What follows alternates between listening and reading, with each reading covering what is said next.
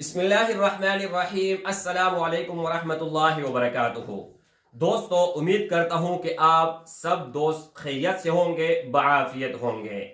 ایک وظیفہ لے کر حاضر ہوا ہوں جو کہ آپ جمعہ نماز کے بعد کر جاؤ گے تو ایک ہفتہ پورا، یعنی ایک جمعہ نماز سے لے کر دوسرے جمعہ نماز تک ہو، آپ کے اوپر کوئی غم، مصیبت، پریشانی کسی قسم کا بھی نہیں آئے گا۔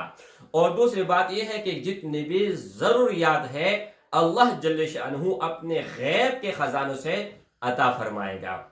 تو